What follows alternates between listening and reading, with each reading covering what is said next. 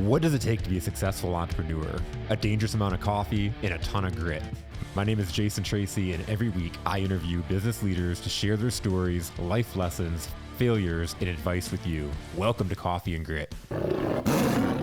What is up? What is up? What is up? Welcome back to another episode of Coffee and Grit. And before we get kicked off, I got some really exciting news today. So our sponsor, Playbook Builder, reached out to me, and they've been really excited about the way the sponsorship has been going so far, and they wanted to give a special kickback to our listeners. So that's why I had to verify real quick before we got jumped on.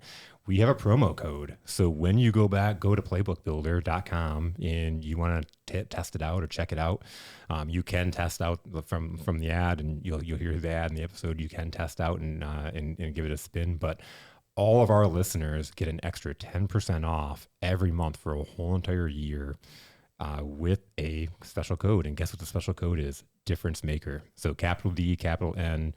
When you go to their website and you sign up, put in Difference Maker, and you'll get 10% off of the monthly fee for a whole 12 months. So super excited about that.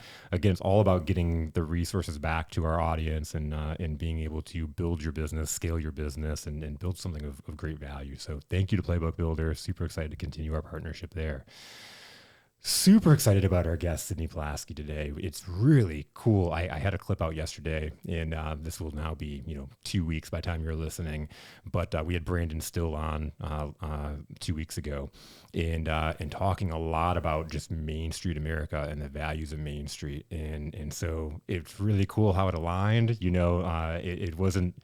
It's funny, I was listening to the episode and I'm like, I'm so excited this is the way it worked out. It's just sometimes it just comes together that way. So I'm super excited to have Sydney in because she is an owner of a business on Main Street. And so Sydney Plaskey from Sunny's on the Corner, welcome to the studio. Thank you very much. I'm so excited to be here. Me too. I've been excited since it's been a couple months we've had you on. So welcome to the studio, and tell us a little bit about your shop. Sure. So I opened Sunny's on the Corner downtown Brighton just over a year ago on July 1st, 2022. I knew that the downtown was going through some changes and Brighton was about to be made even more awesome. So I wanted to get in on that.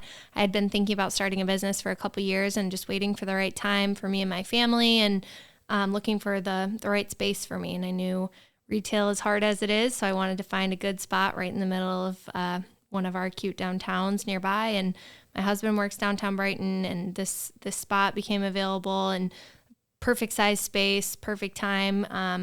So I opened it up, and we sell mostly women's clothing and accessories, a little bit of baby stuff, and a little bit of men's sports stuff with local Detroit gear too. So a little bit of everything, something for everyone. But yeah, it's been a little over a year, and we're really excited to be downtown Brighton and just trying to get involved in the community as much as we can. It's so cool how fast a year flies by. Like I remember being at your grand opening, and DJ Sean was there, and the music going and everything. Exactly. So cool. And yeah, we've only known each other a year. I feel like, we are involved in a group together, and, I've met so many people downtown that I feel like I've known for over a year. So, it's just been a great environment to come into, and great community collaboration left and right. So it's been a great experience so far. What did you do before you started your business? Yeah, so before this, I worked at a marketing company for 7 years, and it was awesome. I loved it. I love data and metrics and looking at that part of it. So that was really where I focused my skills there, and looking at how do we improve ad campaigns month after month for our clients.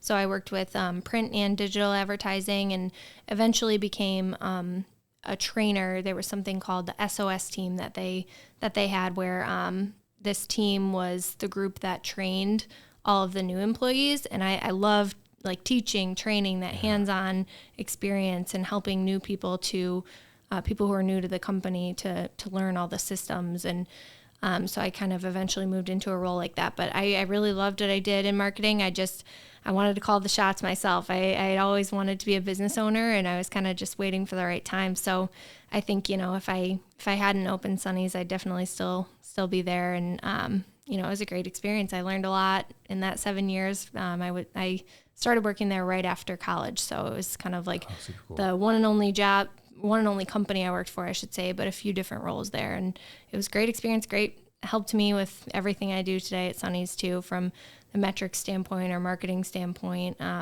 leadership training, that type of thing. So I was gonna say, as you're talking about that stuff, talk about experience and preparation for what you're doing now. Yeah, this has allowed me to really marry my kind of interest outside of work and, fashion and that type of stuff that I think a lot of women are interested in with, some of the experience that I had gotten in college and then after college as well. So it's been really a dream come true to be a business owner. And while it's not the easiest, it comes with a lot of risk. It's definitely more fulfilling on a day-to-day basis when it's all on you, good or bad. So. Well, and I asked that question about what you did before, because you've mentioned some stuff before, but it's like diving in and kind of thinking about for me starting the business and just the relationships and the people I've got to know has been incredible. And like what that is like, that difference between the job to being on Main Street, being in the community. Yeah. And I didn't really know what I was coming into. Like I said, my husband, Jimmy, works downtown at Executive Wealth Management, and, they're very involved in the community. So I had heard from him that, in the groups he's involved in with the chamber and a couple more groups, that everyone was very collaborative and open to work together and open to helping each other out. But you never know going into one of those situations. Yeah. So I was happy to find that Brighton really is one of those communities that, if you're willing to put in the effort to go to those meetings and to reach out to people and do those favors back and forth, that people really are collaborative and willing to work together, which I think, especially in times like these with the construction downtown and, with me trying to grow my business and do as much as I can, collaborating with others, that, downtown Brighton has made it a lot easier than it could be in other cities. So that's true. So I was really thankful for that. It is cool because you see people banding together. You see different community events trying to drive that traffic and a lot of collaborations. Yeah, I think the whole Believe in Brighton campaign that's going on, I've been, a big supporter of that, a big part of that. It's just left and right. As long as you seek out those opportunities and make them a priority to you as a business owner, people want to collaborate. People are happy to, either have you on a board for something or have you join their group. And it's hard to prioritize those things sometimes, and it's like you've got enough on your plate with your own business. You know how this goes. And I know you're a very social person too, and you reach out to all these other groups. And, it's just hard to make it a priority when you don't see those metrics, those facts of like, how is this benefiting me? Because sometimes it does take a while for those things to come to fruition. But I try really hard to kind of keep those things top of mind and do everything I can outside of my own business, because I know it'll come back around and, help me in the future too. It's so hard to like discern where to spend that time though, because there's so many groups, so many things, there's so many people. It's exactly. Like, how do you, and you mentioned the metrics, and you're being a big metric person, because some of those metrics don't pay off, or you've got to put that time and effort in. I'm so thankful to be at the learning stage still. I'm scared for the day where I've tried everything and I know what works and what doesn't, because right now there's so much that I haven't tried. I've got long lists, notes on my phone of, different sale types I want to try, different pop-ups I want to try, different people I want to collaborate with. And I never want that to end, because I feel like that's a scary point for me. And I've definitely had collaborations and events and sales that are flops, and I've had ones that are successful. And all I'm trying to do right now is just kind of categorize those into different groups and say, why did this one work and why didn't this one? And so right now is the easy part when I have so many opportunities ahead.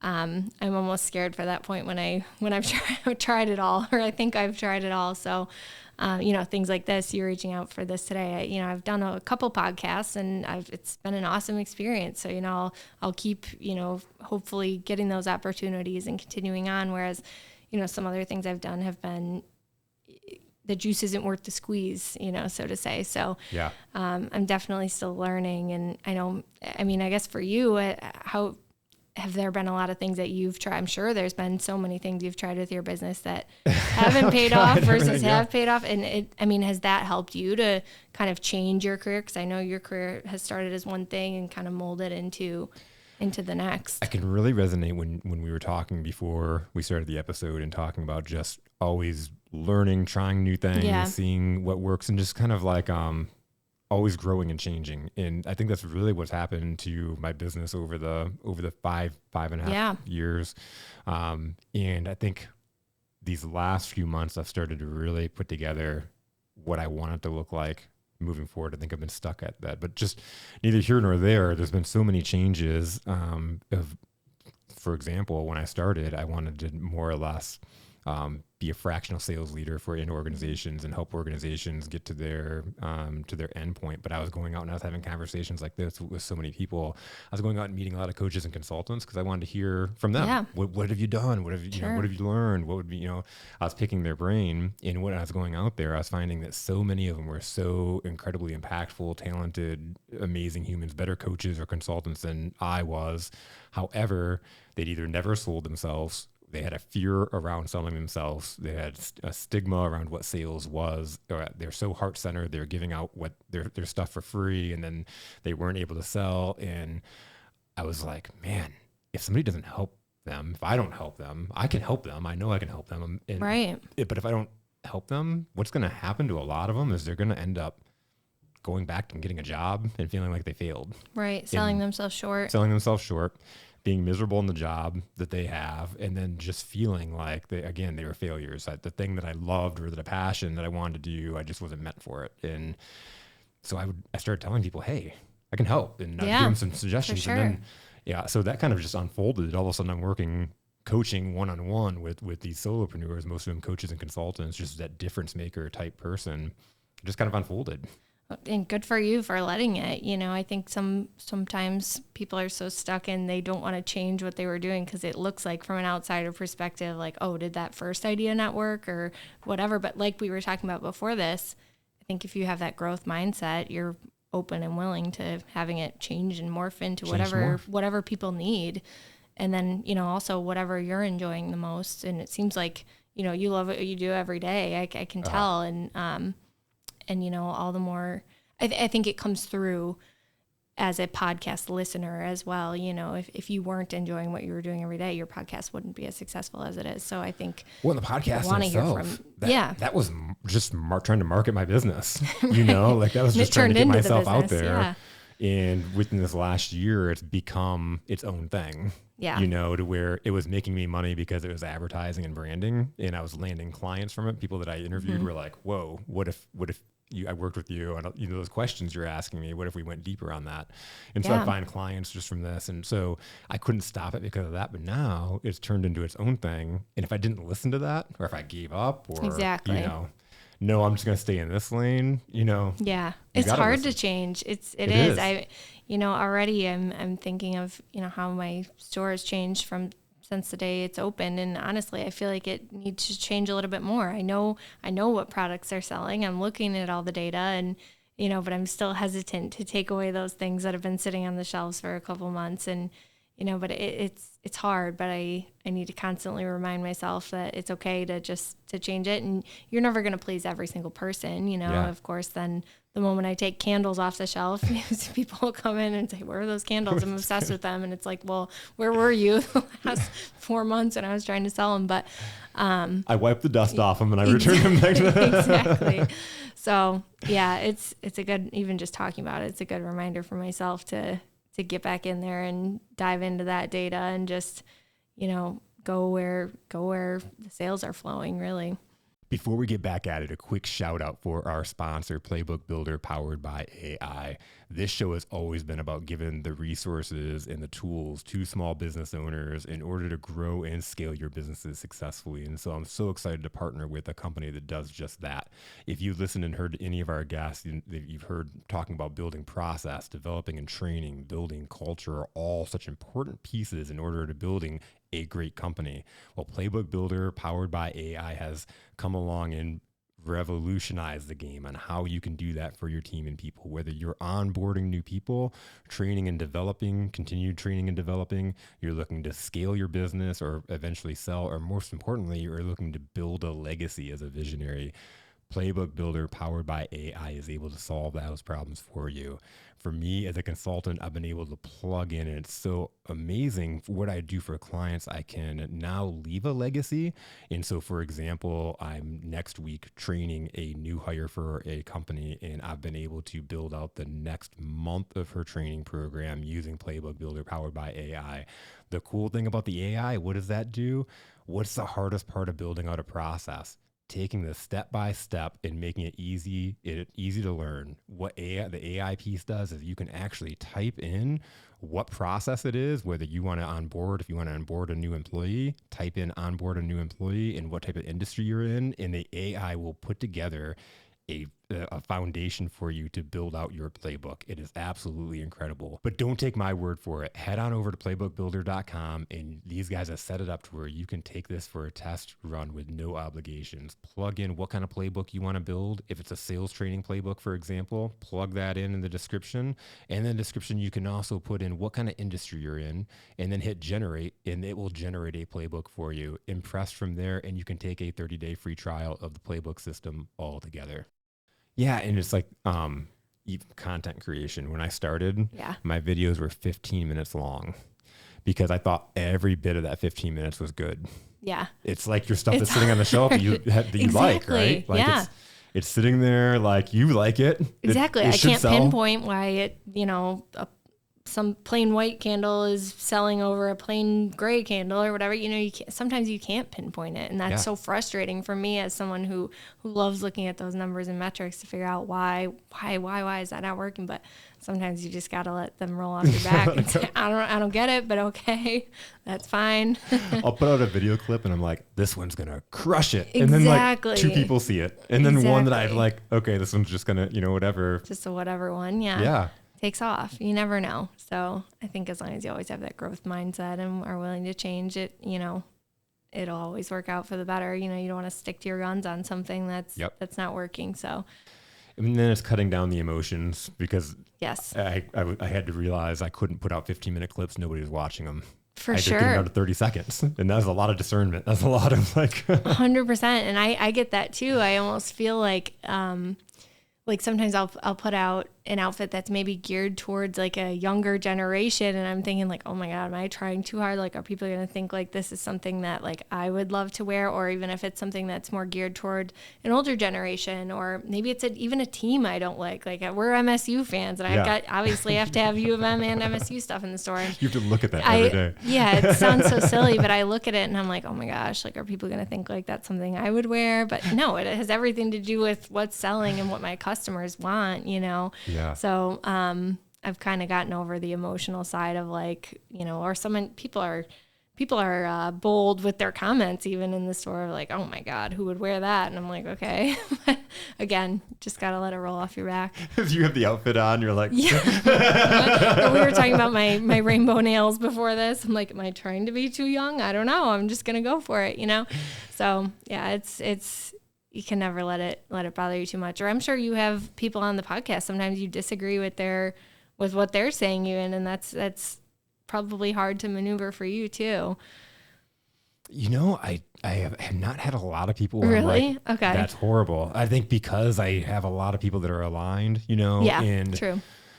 I find a lot of commonalities. I have like 5 commonalities between all the guests that have kind of boiled down, and just a lot of it is that mindset and the way they think, and I've had a lot of sales coaches on that is a recipe for disaster. They could be saying something that I'm very I'm very passionate. There's a right way and there's a wrong way. And so if we would have a conversation with someone who's like, this is the way, I'd be like, nobody wants Art Van. Yeah. No, totally. Nobody so there'd be an argument there. And I would go straight into it because that's good content too. Like a little battle there. A little tiff, yeah. Luckily, I haven't had that happen. No, that's good. That's good to know. And yeah, I don't know. Even when I think about like training my employees, I've worked at a few different jobs were very sales focused in a way that's kind of a little more pushy than I would want my employees to be, or that I am in sales. I think it's a little bit more of an old school tactic to be right on someone when they walk in and say, hey, can I help you find something? What are you looking for today? That kind of thing. But some people love it. Some people want that guidance and, want someone who's going to sit there and be their personal dresser and everything, which is great. My style seems to be a little more laid back of welcome, let me know if you need anything, and then kind of go back to myself and let them, because that's what I prefer when I walk into a store.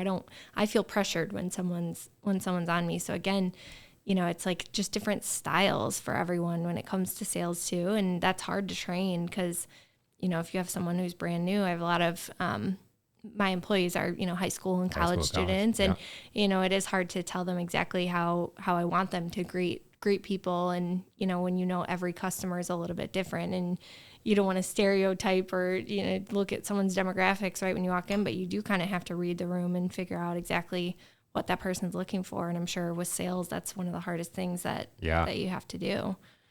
Yeah, it is. It's one of those, like, for retail, it's like people want to be greeted in that kind of thing. Yeah. Like, welcome in, we're here, that kind of thing. Well, even you working with in the cell phone industry before this, I'm sure you don't want to give too much guidance where the person is like, I know what you're talking about, but you also don't want to dumb it down too much or assume they know too much. It's just hard to. And the thing with the walking in the exactly cell phone store is like people wouldn't, if they walked in and just walked around, they wouldn't get any. They couldn't make any kind of decision. True. They wouldn't know. They could look a lot at more technical. Yeah, accessories and stuff like that. But they're not gonna. They want to get a new phone. There's got to be some questions they got to probably ask, or we've have kind of a little bit of a dialogue. For sure. Absolutely. So it'd always be knowing that and just kind of like a little bit of a conversation. How's the day going? What are you out doing today? That kind of stuff. And then just kind of let them be. Yeah, let them know you're friendly and open. Yep. That older generation though, I think that they want to be acknowledged and talked to you and kind of guided a little bit. For sure. And that's, again, something you can't teach, is that conversational part of it, and all I can tell my employees is, if the person seems like they want to talk, go ahead and talk. And that's actually a really enjoyable part of my day. Generally, people want to talk about the construction. They want to talk about where they're headed to lunch after, whatever, but it's great. I mean, if that's the most intrusive part of my day, that sounds awesome, and people are generally in a good mood to be shopping, and I'm happy to chat with anyone who comes in. It's all those little things, and you have such great topics to talk about, like, oh, you made it in from the construction, or exactly. Are you enjoying the new sidewalks? Yeah. Yeah. There's a lot of content recently, people always have their opinions to share. So I'm sure you get it's interesting to hear opinions. For sure. Yes, absolutely. That's so cool. So have you always been into fashion? Yeah, it's something I've always personally liked doing. I always joke I had like a full-blown mannequin in my room growing up that I would redress for all the seasons, or like my prom pictures. We brought the mannequin downstairs and she's in a prom dress, and at my graduation, she's in a cap and gown. Like, I always just thought it was fun to put together outfits. And for me, like the merchandising and display part of it is also a part that I really like the organizing, doing the display windows. Mm-hmm. I've always just been kind of a visual person like that, where, I love to almost look at it like a puzzle and saying like, okay, I have these 20 display pieces. This is kind of the theme I want to go with. And so cool. Every couple months getting to update those, I have these huge, awesome display windows on either side, which has been great. So getting to display like that too is always fun for me.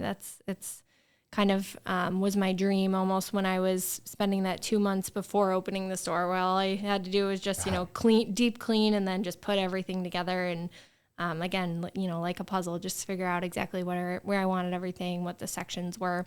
That's always been kind of how my mind works. So that's a really enjoyable part of the job for me. That's so cool. And as soon as you start talking about that, I'm like, when that location came open, you must have been like, those windows and everything. I was like, I love it. Yeah, it's a good amount of space too, just over 1,000 square feet. It's like one person can manage it, at a time being there. And I don't know, it's not too, I'm not trying to do anything crazy at this point. I don't want to open up a franchise of Sunnies or anything. It's just, it feels small town and, manageable, but still really exciting. And I don't feel like anything's too crammed in there, and I have, plenty of space, but it's those big display windows make a big difference, especially with, having it super bright in there all the time with, the name and everything, it's nice to have those big windows. So you mentioned the name. We got Yes. to know the origin.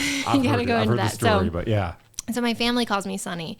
I don't even notice when they do it anymore. We were in Saugatuck all weekend with my whole extended family, and it's so funny. Like I notice it more now that I have the store, because of like, hey Sunny, can you come here and like get me this or whatever. And like I used to not even think about it, but now that I have the store, I kind of like Now it's on your radar. Yeah, it's on my radar more. But yeah, my family has always called me that. I think it's a mix of my sister not being able to say Sydney correctly when we were little, and then my blonde hair, and then they used to joke because I was like a grumpy baby and toddler. They'd be like, "Oh, she has such a sunny personality," kind of as a joke, because I was always kind of just like smirking in the background. So yeah, it was kind of a mix of all those things. And then when I was opening the store, just multiple people suggested like that would be a fun name, and I knew I was going for this like bright pink, yellow, and orange kind of like retro feel to the store, so it just went really well with that. And as far as calling it Sunny's on the Corner, this is again kind of sounds kind of silly, but I just wanted everything to be the same as far as like the marketing and stuff. So like all my Instagram, Facebook, all those tags are at Sunny's on the Corner. Our website is sunnysonthecorner.com. Gmail is sunnysonthecorner@gmail.com. From that marketing perspective, I just wanted everything to all be the same. So I figured with a longer name like that, it would all be the same and standard. Yeah. There could be so many. Exactly. Yeah. So it's just nice to have everything exactly the same, because I know how hard that is when, your Instagram's called Sunny's Store, and then something else is called, it just... And to be able to get it, Sunny's on a Corner, and it's not Sunny's on a Corner like one with a hyphen. And exactly, yep. So even though people just call it Sunny's, which I'm totally fine with, it was more for the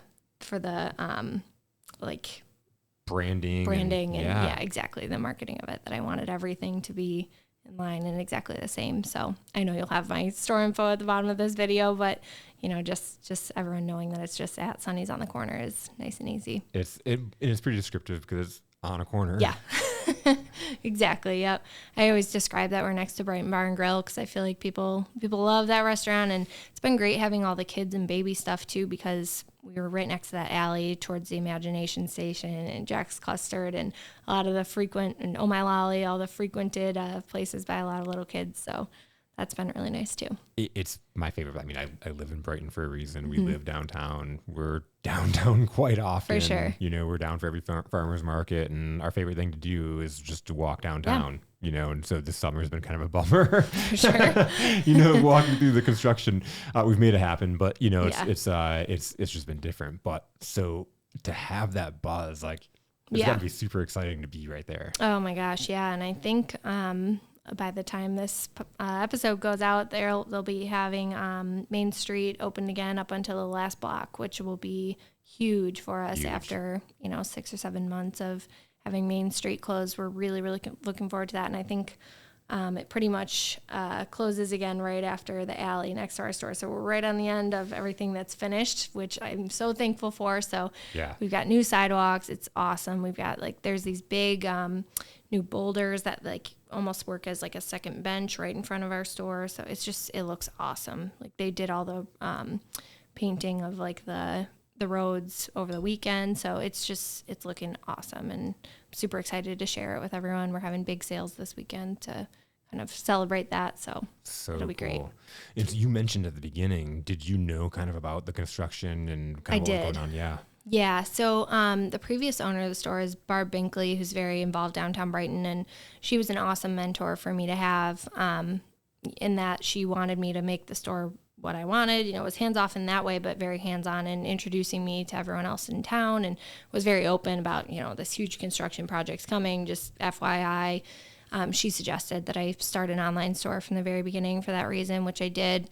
So we have everything online, which has been helpful, if people don't want to make it downtown. But yes, I knew it was coming, and kind of was hoarding away all my cash, waiting for the downfall this summer. And while sales were down, we were able to make it through, which I'm so thankful for. And it just was something to go through. But I'm looking at the long haul, and if that was my first year and it's my hardest year, it's great. You know, I hope the rest are easier from here. So, but yeah, I knew about it. So it was good for me to be able to prepare. That's so cool. I was talking to one of our SiriusNet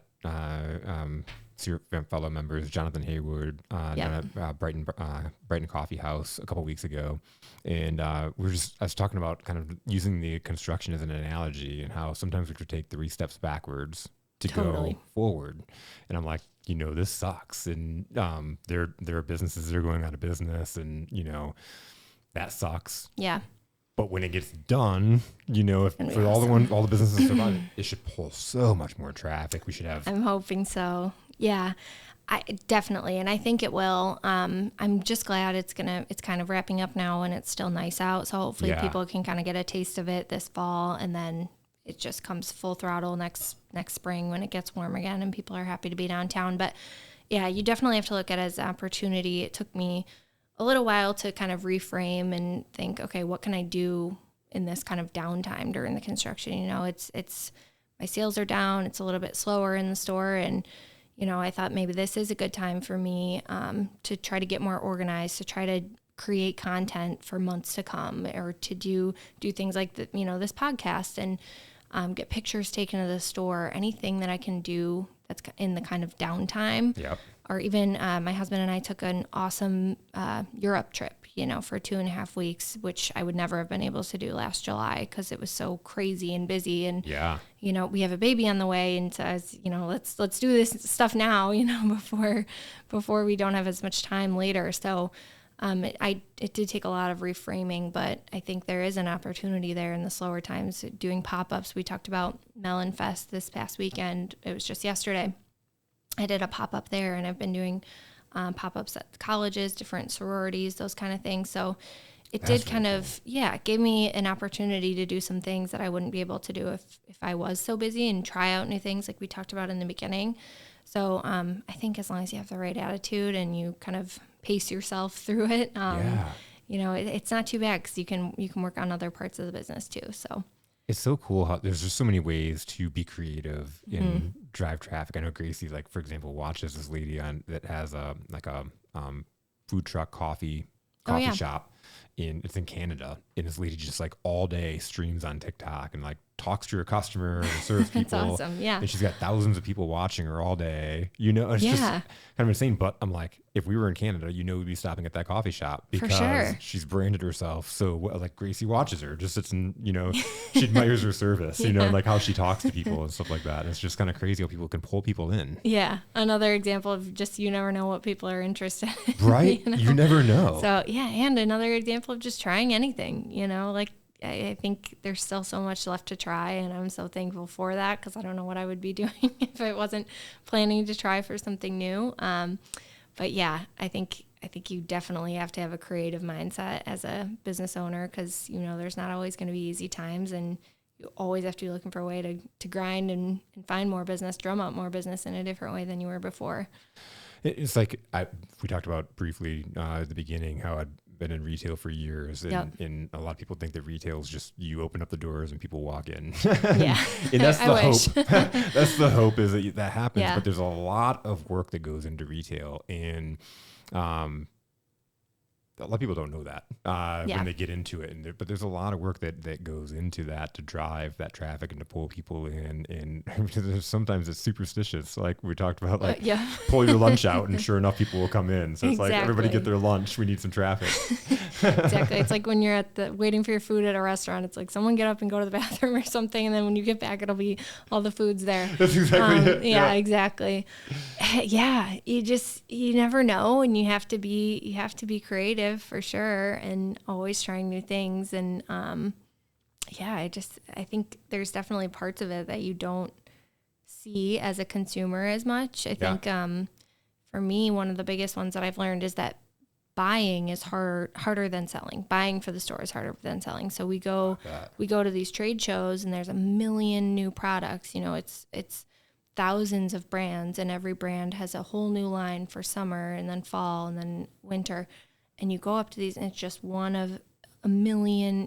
They each have like hundreds of garments. And for me to go choose what I think a random Brighton resident of any age or gender is going to want, that's the hardest part. I guess something crazy, that I didn't expect to be that hard, or sometimes I buy things and I'm like, why did I buy that? I'm not going to be able to sell it for the, the markup that I need, or, I get too excited and I buy too many of something, or, not enough. And so figuring out what sizes to buy, what styles and when they ship, I was kind of working on a shorter timeline last year. I ordered all my stuff in October for all the holiday season stuff, put it out in November, and I'm realizing that only gives me a month to sell through holiday stuff this year. Holiday stuff's going out on Halloween, Yeah. So I'm definitely learning, because I don't have that retail merchandising background. So I'm learning that kind of as I go, and that's something that, I think in every business you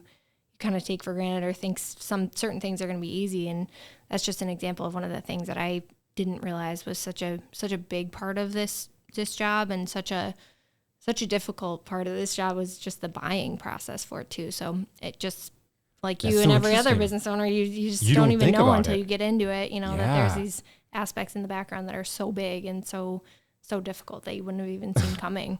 Well, that's so big because if you don't buy the stuff, you don't have a store. Right. Yeah. If you buy everything, the right stuff. Yeah. Yeah. Or if you don't buy the right stuff, or you buy too many of something, or it comes late. You think, okay, it's football season, I'll order it to get here in October. Well, that's way too late. People bought their Lions gear and their Michigan State gear and all that in August, to wear to all the games. They don't want it in October. So it's just that whole learning curve has been, again, something that I'm glad I have, because I don't want to feel like I know everything at any point, but it's definitely something that I'm still working through, only having the store open for a year and having no background in that type of merchandising. You're either winning or learning. Exactly. Yes. So I'm happy to be in the learning stage and hoping to do even more winning as I continue on.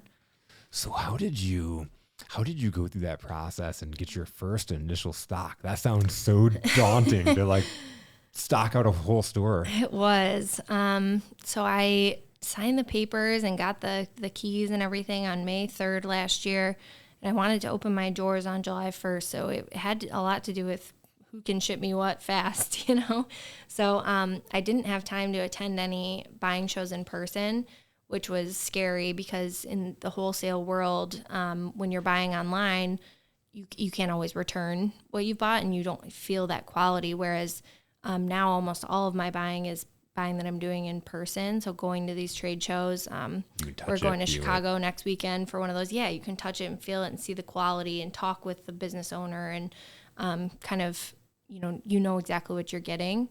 Whereas I could always buy all my stuff online, save myself the time and money to go on these buying trips, but I don't know the quality that I'm getting, and I'm not going to pass on something that I'm not proud of to my customer. Yeah. So that was kind of the hardest part about that initial stocking of the store is, I didn't have time to go to a trade show and then wait for them to mail it to me and everything. So I did buy everything online for that first kind of haul. And I learned some lessons with that. Some stuff arrived and it was not, up to my standards, and I had to kind of wash my hands of it. And that was something I don't want to do again. So when you have boxes of stuff oh my gosh. Yeah. The Plato's Closet in Brighton got a big hoard of stuff. Yeah. But, I learned, and again, it's just helped me as I continue on. And, now I know I do most of my buying at shows because I want to be really proud of what I'm putting out and know the quality up front. So, that was kind of the hardest thing about that first chunk of inventory that I got. But now moving forward, I'm either ordering online from brands I really trust that I've continually ordered from and I know exactly what they are, or buying at these buying shows, which is a really fun opportunity. I was telling you, my mom and I go together to all these and, find pieces, especially ones that we would both wear, then we figure it's a good buy. With the men's and sports stuff, I'm always consulting my brothers, my dad, my husband, Jimmy. So, it's fun to kind of involve other people in my life in that too. But yeah, that was kind of one of the bigger challenges of that first stock of inventory. Yeah, that'd be crazy. But I think the first stock you had the Campbell Man soup. Yeah. That one was huge. Yeah. So there were definitely some good stuff that came out of it. It was just a couple duds, but yeah, it was, there's always, it's just a risk, like when you order anything online, just as a consumer in general, you just don't know exactly what you're getting. But yeah, some of the brands I ordered right off the bat, I still order from and I love. So I know as a consumer, I don't like ordering stuff online that I'm going to wear because like even shoes, might not fit right. My foot's wide, for example. Exactly. And, I'd rather go try it on. Even if I'm going to order online, I'm going to go try it on somewhere. Yep.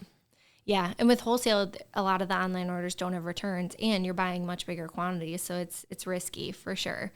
So while you see on our social media, I just went to a show in Detroit 2 weeks ago and we're going to one in Chicago this upcoming week.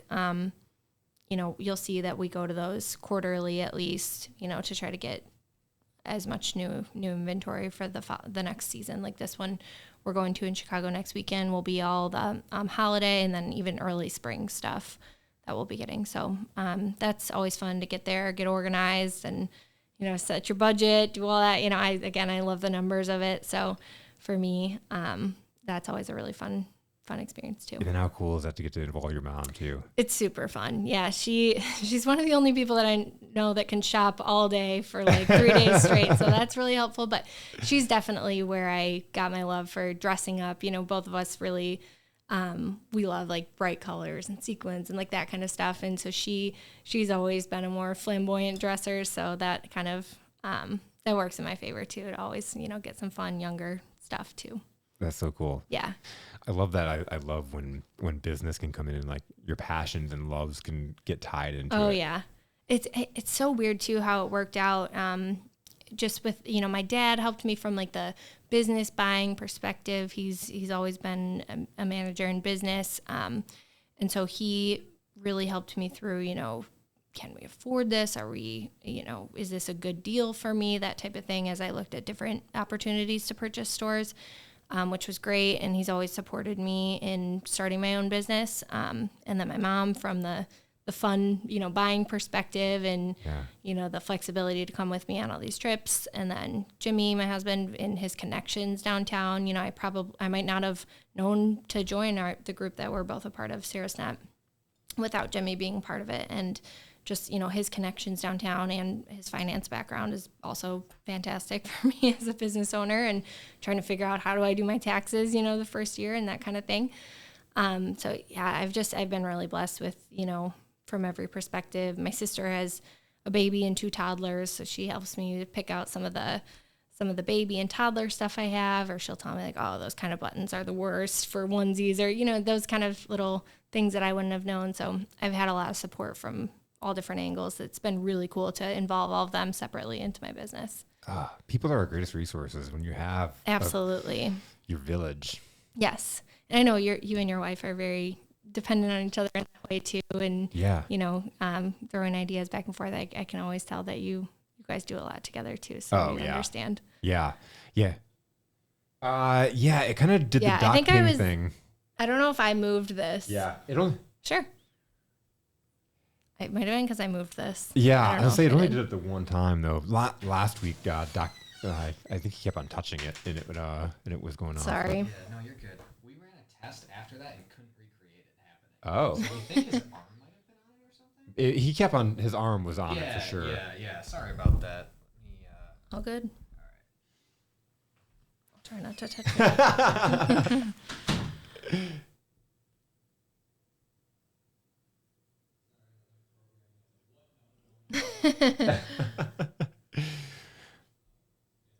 Okay. Sure. So I know, like when I started my business, Jimmy was somebody that I saw that was very visible, like doing the young professionals group, and yes. He was always out there. And when Steve approached me about joining the Sarasnet group, he's like, "Hey, I have a group I think you'd want to be a part of," and he showed me the roster, and I'm like, I want to get to know Jimmy. And so Jimmy was a big influence in me joining Sarasnet because I just wanted to get to know him better. And it's been a really cool ride of there's been a great group of people. But yeah, I can see what you mean from Jimmy's influence because he put in the work to build those relationships and do those things in the community. He's a huge proponent of networking and building relationships. And he started his book of business from scratch 10 years ago at EWM right out of college. And that was his way of getting to know people in Brighton. He's from Berkeley, Beverly Hills area over near Royal Oak. And so he didn't have that that built-in network of potential clients around here. So when he moved to Brighton, he lived in a little apartment above what's blank slate right now, those little stairs that go up. Yeah. We were dating, and he he was living there, and he was just, building his client base any way that he could by joining all different kinds of networking groups, running the young professionals, and that's really how he's continued his client base around here too. So that's super helpful for me as a store owner, in that, he's always referring people to come over there. He's always bringing me into his groups and projects and all that, which I really appreciate, because, I wouldn't be here today if I didn't join Sarasnet, and we didn't meet like that. So, it's been super beneficial for me too. That's so cool. Yeah. That's so good. And you mentioned my wife too, and it's one of those things of being able to play off from each other and just, different mutual connections, and just especially that I'm sure you have different strengths and weaknesses too, that you can kind of for sure. And it's kind of funny because with him being in finance and me being in retail, you might think it's more opposite, but he's a very emotional guy. He's very very social, and I am more of like the level-headed, like, metrics person. So we always kind of joke, because it is kind of like the opposite of what our careers are. But no, yeah, he's just great at everything. He can do the finance side and the social side. But I think when you look at what we're really doing on a day-to-day basis, me running the business in the background, I'm looking at the numbers. I'm looking at what's selling. And, as much as I can hear people talk about, oh, I love those pants, but if those pants sit on the shelf for 6 months, people are just saying they love them and they're not buying them, I have to listen to the numbers. I have to see, look at my sales and say, what are the sales telling me, not what I'm hearing. So I'm really working with numbers more than someone would think. And then same thing or kind of the opposite for his job. Most of his clients come in because they know of him socially through, the nonprofit he started, or his involvement in the community, or groups like Sarasnet. It's really his social and emotional way of being that brings in a lot of his clients, and then they flip and talk about finance. So, I think it's definitely a mix for both of us, but we definitely have strengths and weaknesses that we help balance each other out for. And if for all the people that have listened forever, I want to say that Jimmy was episode 56. He was like somewhere right before I came into the studio. I want to say it was 56, because it wasn't his football number. I remember 55. It was like one off. So 56. So wow. it was 56. right I never remember remember numbers. That's I only so remember funny. it because he made that comment about it being one different, and so that's the only reason I remember it. But he's always throwing in little things to let people in on his personal life too, which I think goes a long way. That's a huge. It is the emotions that drive, and even going back in his story of how he got into financial planning is an emotional story. Absolutely, yeah. He's learned from his own good and bad experiences, and his family's good and bad experiences in finance, and that's what he's passionate. He's mostly passionate about teaching people about finance and, helping them in whatever way they want to learn. It's not about, I can grow your numbers and just hand over your stuff to me. It's more about, let's work together over the next 5 years and get you really to a point where you feel financially literate and you know what you're looking at, so we can work on this together. And I think that empowers people, and, they trust him more when they understand the background of what he's doing for them, and they can be involved. So he loves that teaching aspect of it, for sure. So cool. It's the stories, and it's why I do this. It's why, I was like, I wanted to have you on, one of those things, like, it's that content that drives. For sure. So Steve messaged me, and this is kind of cool. Steve messaged me this morning, and he was like, hey, this guy, the sales coach in Ann Arbor, just signed up for Sarasnet because he listened to Coffee and Grit, and he heard Sarasnet that's awesome. mentioned a few times. And I was like, really? What's his name? And he mentioned his name, and I'm like, I don't know who this, I don't know. Oh, and then I'm like, oh no, I think we connected on LinkedIn, and we did. We had connected on LinkedIn because his wife went to school with Dan Oginski's Dan Oginski's brother. Oh my gosh. Yeah. The connections are And endless so once you it's start just looking for really them. cool, but like it's one of those things. Like we talk about SiriusNet in just about every episode at some point or another. Yeah. There's been a big impact in the relationships, and I've had a lot of SiriusNet members on, and he signed up and is going to the Ann Arbor team, which is really That's cool. awesome. Like people are listening in and tuning in, and that's my biggest goal is that people get to know who Totally. you are as a person, what your driver is. Like I want to go and check out Sonny's if I've never been there before. Yeah. And it's another one of those like metrics, like we were talking about, like it's not every time that you can measure that exactly, but when you start to see those things trickling in and you said, okay, 3 or 4 people have now joined SiriusNet after hearing it on your podcast, that's something tangible that you can hold on to and say, yeah, I'm making a difference in that way and connecting people. So, Yeah. I think big or small, those wins are everything. They are, but when it's getting on there and it because you're doing this and you're talking about making different content and stuff like that. But it's that content and the videos that put yourself out there and they can do the work while you're at the shop or while you're for sure. Yeah, on vacation. Pre-scheduling all that. We're lucky to be in a day of technology with that kind of thing, and that most of social media is free, and that's been something that I'm still learning for sure. Like while I was in marketing before, it wasn't exactly like social media marketing. So I was here at Speakeasy, and Rob Johnson actually showed me a lot of different sites I can use and, content creation tools, which was great.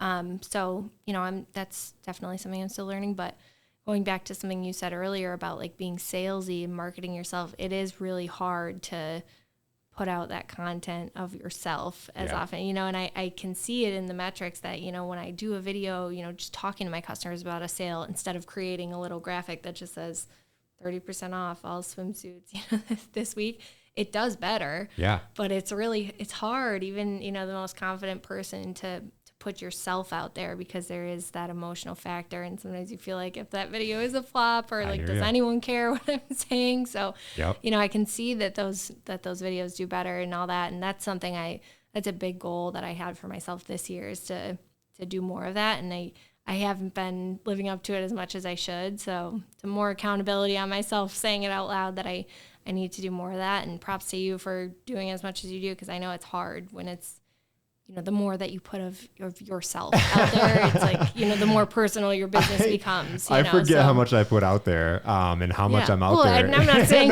no, it's like, I'm just saying the nature of what, your podcasting and stuff is so much of yourself, and these conversations, you're talking about your family and your business so much. And the more you put out about it, it's scary to kind of, I still don't know.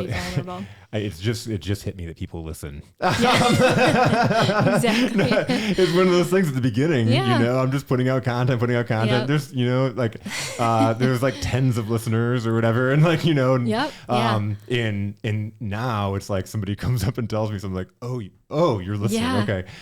There are people listening to this and it's out there. Yes. And, so you just kind of forget about it. But, for sure. And then, sometimes it hits you like something personal. Like I put on there that we're expecting a baby. Now random customers of mine are like, oh, congrats. Some lady gave me a hug today. I'm like, I don't know her at all.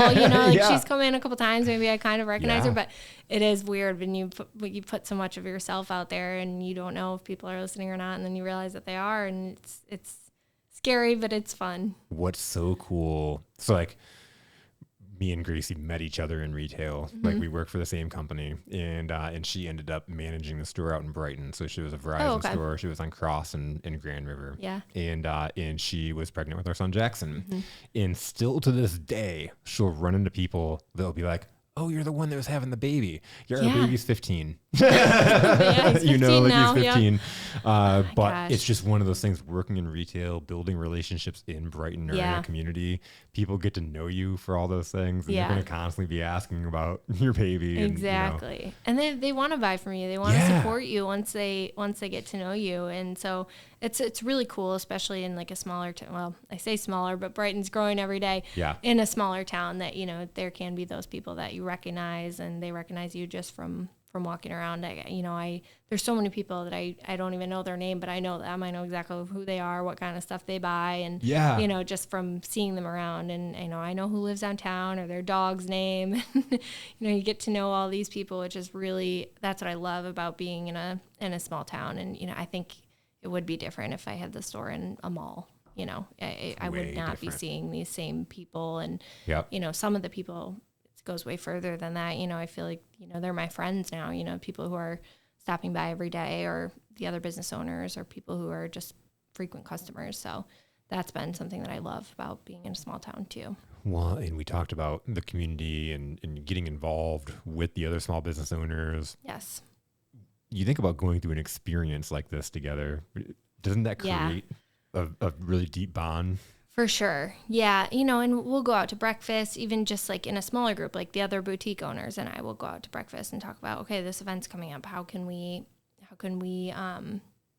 you know, all work together to do a similar sale, or, you know, what can we do for Halloween coming up? We were texting about that today. So it's cool to see. It kind of boils down to like the group of 4 or 5 of us for the boutiques. And then there's the Main Street businesses, and then there's the city of Brighton as a whole, and just trying to get involved at every level, you know, going to Sarasnet meetings, going to the Chamber of Commerce meetings, DDA, you know, these smaller group meetings just with, you know, maybe it's just our block or all the boutique owners, and just trying to get involved on all those different levels. I think they are each different, but we're all going through similar things. And the smaller the group, you know, the more shared kind of experiences that you have. Because the other boutiques, like we have pretty much all the same customers. People don't come down just to go to one store. They're hitting all of you know, them. we see the same group of people every day. So it's, They go from your store to them. do, Yeah. And they have, you know, bags from all the other stores, and I know that they're going, you know, one to the next. So it's funny because whenever, you know, if I have a good day of sales, so does the rest of the block. Or if I have a bad day of sales, so does the rest of the block. It's very much on par for everybody. So exactly like you're saying, I'm hoping we can all celebrate together as much as we've kind of wallowed together through this construction. So I love that stat in thinking about like abundance mindset. yes. Like when one is succeeding, everybody's succeeding in that, Very in that much. metric. Yeah, that's very much how I've seen it. And I wasn't sure, that's another thing I wasn't sure of opening up. You know, I didn't know if there would be competition throughout the different stores. And of course you don't want to step on somebody's toes and, you know, carry the same brands or the same stuff as them or whatever, but everyone kind of does have their own style and their own lane, and we're very supportive of each other. You know, if someone comes in asking for a certain product or certain brand, you know, and I don't have it, I'm quick to suggest, but you know, this store might have it, or go to Ivory Vines, you know, check out whatever store down the street that I think will have it. And I know they're doing the same for me, because people come in and they say, Jen at Brass and Oak said you might have this, or, you know, down at, you know, whatever store. We're always sending each other to each other. And I was so thankful to learn that that's how it was here, just because you never know coming into this. Is there a competitive mindset, or are people really working together? And it's been great so far. That's so cool to hear. Yeah. I would hope it would be like that, but you never know, because people can get really into that scarcity and, Yeah. you know, I've got to be the best boutique, or you know, I'm going to go out of business if I don't beat everybody else. That kind of competitive For nature. sure. And competitiveness can be fun, but at the same time, having that abundance that we, you know, let's band together. Because at the end of the day, we want people shopping. We don't want people driving down to the one shop. Exactly. You want to drive down to Brighton because you want to go shopping for the day. Exactly. And, you know, with That's what I'm more thinking. boutiques moving in and, you know, different boutiques, I love it. Bring it on. You know, I hope that, you know, sometime in the near future, there's 15 boutiques, because again, people aren't going to stop their car and go park and all of that. You know, they might, but for one boutique. But my thought is, you know, ladies could have a whole afternoon, or, you know, Exactly couples could be on a date night and they go check out some stores before or after they go to dinner. And I want there to be as much as possible for people to go check out, because I know that's what I prefer when I go into a downtown. And it's the bigger towns around here, Plymouth and Milford, that have so many stores that I enjoy going out to eat in and going to the events at, because I know that there will be a nice variety. So One of our favorite things to do as a couple is just being in downtowns, going through the shops, going to the restaurants, you know. So I'm very, very passionate about retail spaces in downtown.